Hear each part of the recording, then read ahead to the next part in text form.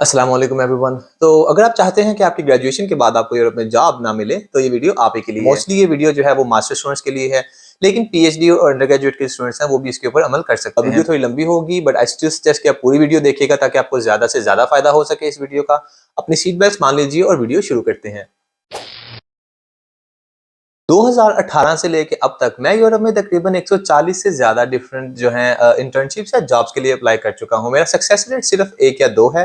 लिहाजा मैं ये तो नहीं बता सकता कि यहाँ पे जॉब्स कैसे ली जाती हैं, लेकिन मैं ये जरूर बता सकता हूँ कि जॉब्स कैसे नहीं ली जाती। आपने सबसे पहले इस खुशफहमी में रहना है कि आप अब यूरोप में क्योंकि पढ़ते हैं, यहाँ के टॉप यूनिवर्सिटीज में पढ़ते हैं, तो जो बड़ी बड़ी कंपनीज हैं, जो ऑर्गेनाइजेशंस हैं, जो टॉप क्लास प्रोफेसर हैं, वो तो आके अब आपके तरले करने वाले हैं कि प्लीज आप हमारे पास आके काम करें क्योंकि आप टॉप यूनिवर्सिटीज में पढ़ते हैं। तो अगर आप इस खुशफहमी में रहेंगे तो आपकी जो मोटिवेशन है, इंस्पिरेशन है कुछ करने की, कुछ सीखने की, वो ऑलरेडी खत्म हो जाएगी। हम जब अपने कंट्री के इजी या आउटडेटेड एजुकेशन सिस्टम से निकल के यूरोप आते हैं तो हमें पहली दफा एजुकेशन का जो मकरू चेहरा है वो नजर आता है, जहां पे इस चीज की रियलाइजेशन करनी पड़ती है कि अब तो बहुत ज्यादा मेहनत करनी पड़ेगी। तो आई वुड सजेस्ट कि आप प्रोफेसर से एक्स्ट्रा टाइम या एक्स्ट्रा गाइडेंस ना लें, यूनिवर्सिटी के जो रिसोर्सेज हैं वो यूज ना करें, और जो ऑनलाइन लर्निंग के प्लेटफॉर्म्स हैं वो भी आप यूज ना करें। इनफैक्ट जो आपकी एजुकेशन ड्यूरेशन है, अगर आप स्कॉलरशिप पे हैं तो आप उसको हॉलीडे भी समझ सकते हैं। आप बिल्कुल इतना सा फोकस करें कि आप अपने एग्जाम्स में पास हो जाएं, या चाहे वो भी फोकस ना करें। और जो सेल्फ फाइनेंस पे स्टूडेंट्स हैं वो भी इसको हॉलीडे समझ सकते हैं, लेकिन जाहिर है उनको साथ साथ पार्ट टाइम जॉब भी करनी है, तो वो इसको भी एक एक्सक्यूज बना सकते हैं कि मैं साथ साथ पार्ट टाइम जॉब करता हूं तो मैं अपनी एजुकेशन पे बहुत ज्यादा फोकस नहीं कर सकता। और इसको मैं आगे जाके समराइज करूंगा कि जब आपके यूरोपियन क्लास फेलोज के साथ या यूरोपियन कंपेटिटर्स के साथ कंपटीशन पड़ेगा तो ये चीज वहां पे कैसे काम आएगी। यूरोपियन एजुकेशन सिस्टम में इंटर्नशिप्स बहुत जरूरी होती हैं। अब ये इंटर्नशिप्स मैंडेटरी या ऑप्शनल हो सकती हैं और पेड या अनपेड हो सकती हैं। अगर तो आपकी इंटर्नशिप ऑप्शनल है तो आपको उस इंटर्नशिप में टाइम जाया करने की जरूरत नहीं है, आप बिल्कुल हॉलीडेज पे जाएं और चिल कर सकते हैं, अपने कंट्री वापस जा सकते हैं। लेकिन अगर आपकी इंटर्नशिप मैंडेटरी है तो कोशिश ये करें कि आप पेड इंटर्नशिप के इंतजार में अपने जो अनपेड इंटर्नशिप है उसका भी टाइम जाया कर दें। आप बुरी से बुरी जगह पे इंटर्नशिप करने की कोशिश करें। हाँ, यहाँ पे आपको आपके जो यूरोपियन क्लास फेलोज हैं उनसे मोटिवेशन लेने की जरूरत नहीं है, क्योंकि दे वुड ट्राई कि वो अच्छी से अच्छी जगह इंटर्नशिप करने की कोशिश करें। उसके साथ साथ ये कि अगर आपको कहीं पे इंटर्नशिप मिल ही गई है तो आपकी परफॉर्मेंस इतनी बुरी होनी चाहिए कि जो आपका एम्प्लॉयर, सुपरवाइजर या जो आपका मैनेजर है, दे शुड रिग्रेट कि उन्होंने आपको इंटर्नशिप पे क्यों रखा। मेरे पास ऐसी ऐसी एग्जांपल्स मौजूद हैं कि मेरे 3-4 फ्रेंड्स थे कि जिन्होंने जहां पे इंटर्नशिप की उनकी परफॉर्मेंस इतनी अच्छी थी कि उनको वहां से जॉब ऑफर आ गई।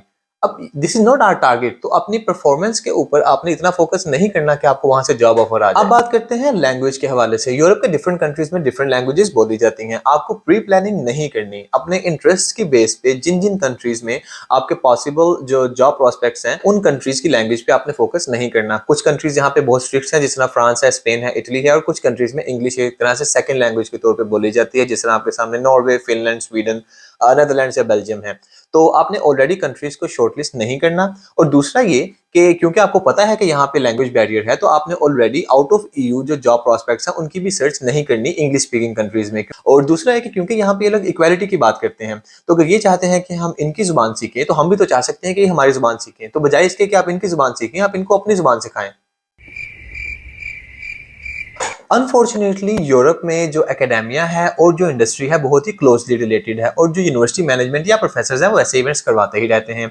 आप अक्सर देखेंगे जो आपके यूरोपियन क्लास फेलोज हैं वो ऐसे इवेंट्स में नेटवर्किंग की कोशिश करते हैं, कॉन्टैक्ट्स बनाने की कोशिश करते हैं, कॉमन इंटरेस्ट की बेस पे क्वेश्चंस पूछने की कोशिश करते हैं, क्योंकि दे आर वेरी स्मार्ट। उनको पता है कि ये कॉन्टैक्ट्स बाद में उनके काम आएंगे। आपने ये हरकत नहीं करनी। जहां भी आपको नेटवर्किंग का कॉन्टैक्ट बनाने का मौका मिले आपने वहां से शाय होकर भाग जाना है। फेसबुक, इंस्टाग्राम, स्नैपचैट, इनसे आगे बढ़ने की जरूरत नहीं है। लिंक्डइन एक ऐसी एप्लीकेशन का नाम है which is a worst place to be, क्योंकि दुनिया भर के प्रोफेशनल्स वहां पे मौजूद होते हैं। आपको वहां से जॉब्स की जो है इन्फॉर्मेशन मिल सकती है।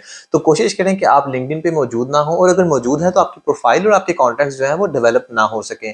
और इसी मकसद के लिए इस वीडियो की जो डिस्क्रिप्शन है वहां पे जो लिंक्स दिए गए हैं जहां पे लिंक्डइन का प्रॉपर इस्तेमाल है वो भी आपको देखने की जरूरत नहीं है, या आपको गूगल के ऊपर और भी जो इन्फॉर्मेशन है लिंक्डइन के हवाले से वो सर्च करने की जरूरत नहीं है, क्योंकि LinkedIn can be a very effective tool कि आप जॉब ढूंढ लें उसके जरिए। तो कोशिश करें कि आप लिंक्डइन से दूर ही रहें। जॉब्स या इंटर्नशिप्स के लिए जो दो बहुत अहम डॉक्यूमेंट्स हैं वो है सीवी या रेज्यूमे या कवर लेटर या मोटिवेशन लेटर। सीवी के हवाले से मेक श्योर कि जो आपकी सीवी है वो 6 पेजेस या इससे ज्यादा की हो, और उसके अंदर आपने तमाम इररेलेवेंट जो इन्फॉर्मेशन है वो ऐड करनी है, जिंदगी के तमाम एक्सपीरियंसेस ऐड करने हैं। मिसाल के तौर पर आप लिख सकते हैं कि आपने 1.5 साल की उम्र में चलना शुरू किया एज योर अचीवमेंट, या आप लिख सकते हैं कि आपने अपनी जिंदगी के एक्सपीरियंस से ये सीखा कि इंसान सांस लेने के लिए ऑक्सीजन यूज करते हैं। हमारे पास इतने ज़्यादा एक्सपीरियंसेस हैं, इतनी ज़्यादा इररिलेवेंट डिटेल्स हैं लिखने के लिए कि 6 पेजेस भी कम पड़ सकते हैं। हाँ, आपको हो सकता है कोई ये बताने की कोशिश करे कि यूरोप में जो फ्रेश ग्रेजुएट्स हैं, उनकी सीवी मैक्सिमम 1 पेज की होनी चाहिए, लेकिन आपको उनकी बात सुनने की ज़रूरत नहीं है।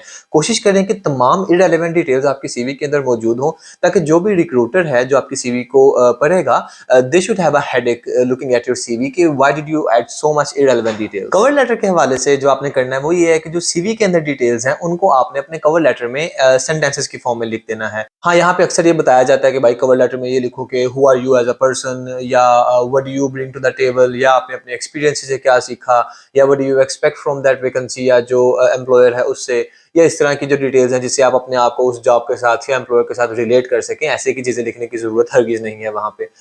तो कोशिश करें कि सीवी को रिपीट करें। दूसरा ये कि आपकी जो सीवी और कवर लेटर है, आपके पास एक स्टैंडर्ड फॉर्मेट होना चाहिए दोनों डॉक्यूमेंट्स का। तो कहीं में कोई भी वैकेंसी आए, आपने बस सेम चीज़ को अप्लाई कर देना है। आपको स्पेसिफिक वैकेंसी के हिसाब से अपनी सीवी और कवर लेटर को एडजस्ट करने की ज़रूरत नहीं है। अगर तो आप पिछली टिप्स के ऊपर अमल कर ही चुके हैं, तो यू शुड बी कॉन्फिडेंट कि आपको जॉब तो मिलनी नहीं है। लेकिन लेट्स से कि सोसाइटल प्रेशर की वजह से या फैमिली प्रेशर की वजह से आपको फिर भी अप्लाई करना पड़ ही रहा है, तो ओपन एप्लीकेशन का भी एक ऑप्शन मौजूद है। अब डिफरेंट एम्प्लॉयर्स के पास ओपन एप्लीकेशन का डिफरेंट प्रोसीजर होता है, लेकिन मेक श्योर कि आपको एथिकल ईमेल्स करनी नहीं आती, और मेक श्योर कि जब आप ईमेल करें तो बस ये कहें कि मुझे जॉब चाहिए, let me know if you have a job. Very simple. तो आपको कोई डिटेल में अपने बारे में बताने की ज़रूरत नहीं है, आपका इंटरेस्ट शो करने की ज़रूरत नहीं है, खासकर जहाँ अप्लाई कर रहे हैं उनके बारे में पढ़ने की ज़रूरत नहीं है कि हु आर दे और what do they do. Just simply एक ईमेल कर दें। दूसरा ये कि अगर आप ऐसी ईमेल करते हैं तो यू शुड बी कॉन्फिडेंट कि आपको रिस्पॉन्स तो आएगा नहीं, लेकिन लेट्स से अगर फिर भी आपको लगता है कि रिस्पॉन्स आएगा, तो उसमें आपने सिर्फ ये कहना है कि मैंने आपको कल ईमेल की थी, मुझे अभी तक रिस्पॉन्स क्यों नहीं आया। हाँ, हो सकता है कोई आपको ये बताए कि भाई आपको एटलीस्ट 5 to 7 बिजनेस डेज का वेट करने की जरूरत होती है बिफोर यू फॉलो अप, लेकिन आप क्योंकि एक बहुत ही कॉन्फिडेंट ग्रेजुएट हैं, तो कोशिश करें कि आप अगर सुबह ईमेल करते हैं तो आप शाम को फॉलो अप कर लें कि भाई मैंने सुबह ईमेल की थी, अभी तक रिप्लाई क्यों नहीं आया मुझे। एक बहुत अहम चीज़ जो कि आप हमेशा मिस कर जाएंगे वो है वीज़ा रिक्वायरमेंट। तो थ्रू आउट योर एजुकेशन आपके पास शेंजन वीज़ा होगा मोस्ट प्रोबेबली, जिसकी बेस पे आप हर जगह ट्रैवलिंग तो कर सकते हैं, लेकिन आपको प्री प्लानिंग नहीं करनी कि आफ्टर ग्रेजुएशन वीज़ा कहाँ से आएगा। भाई आफ्टर ग्रेजुएशन कौन वीज़ा देगा। हाँ, यहाँ पे फ्रांस या जर्मनी ऐसे कंट्रीज हैं जो कि अगर आपने वहाँ पे स्टडी की है एक खास पीरियड के लिए, तो वो आपको जॉब सर्च वीज़ा जो है वो ऑफर करते हैं, लेकिन आपको वहाँ पे बैंक स्टेटमेंट देनी होती है। हाँ, इस सेंस में नेदरलैंड्स ने एक बहुत ही बुरा वीज़ा जो है वो इंट्रोड्यूस करवाया। वो ये है कि आपको जस्ट इरास्मस पे पढ़ने की ज़रूरत है।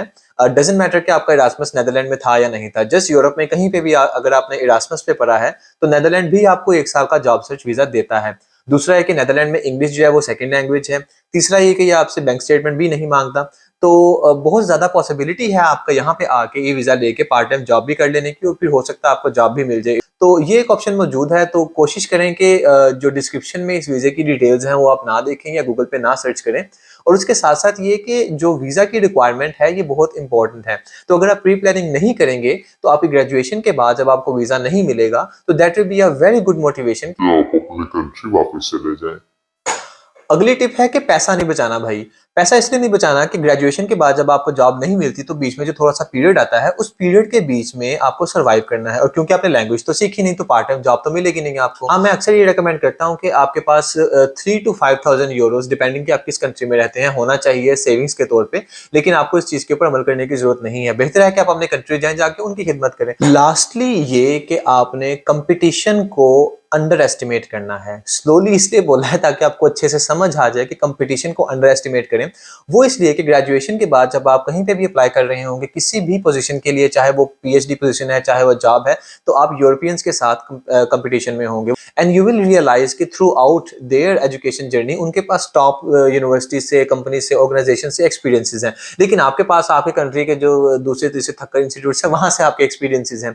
तो इसीलिए आपने कंपटीशन को अंडर एस्टिमेट करना है, एंड कोशिश करनी है कि through out your education journey आपने एक्स्ट्रा एफर्ट पुट नहीं करनी, ताकि आपकी प्रोफाइल जो वो इतनी इंप्रूव ना हो जाए कि आप उनके साथ compete कर सकें। और आपने ये भी रियलाइज नहीं करना कि इन मोस्ट केसेस जो यूरोपियंस हैं उनको प्रेफरेंस दी जाएगी आपके ऊपर। तो इसलिए यूरोप में जॉब करने के लिए you must have such a profile कि आपको इजीली प्रेफरेंस मिले यूरोपियंस के ऊपर। और जॉब के लिए ज्यादा, हाँ एकेडमिक्स में यहाँ पे अक्सर आपको इजीली अपॉर्चुनिटीज मिल जाती हैं, लेकिन अगर आपने इंडस्ट्री में जाना है तो दैट इज वेरी हार्ड, क्योंकि इंडस्ट्री के अंदर बहुत से और भी इस तरह के फैक्टर्स इन्वॉल्व हैं। इंडस्ट्री में बहुत सारे कंसर्न्स होते हैं। फॉर एग्जांपल अक्सर मल्टीनेशनल कंपनीज हैं तो वो वहाँ पे इंग्लिश का कल्चर होता है, तो वहाँ पे हो सकता है लैंग्वेज बैरियर ना हो, लेकिन वो हायर भी नहीं करते क्योंकि उनको बहुत ज़्यादा डर होता है कि जो फॉरेनर्स हैं इनके कंट्री में ज़रा सा मसला बनता है वापस चले जाते हैं, या अक्सर हमारे कंट्री से लोग आए होते हैं उन्होंने नाम इतना ख़राब किया होता है कि जो अक्सर कंपनीज हैं वो हमारी नेशनलिटी को वैसे ही माइनस कर चुके होते हैं अपनी पूरी जॉब लिस्ट से, वो कंसिडर ही नहीं करते हमें। तो इस तरह से इंडस्ट्री के अपने कंसर्न्स हैं, जब आप इंडस्ट्री में जाएंगे तो आपको रियलाइज होगा कि उनके कंसर्न्स क्यों वैलिड हैं। अगली टिप ये है कि आपने डिसहार्ट होना है अपनी अनसक्सेसफुल एप्लीकेशंस की बेस पे, क्योंकि बहुत से केस में ऐसा होता है कि कहीं पे एक जॉब या कोई अपॉर्चुनिटी ओपन होती है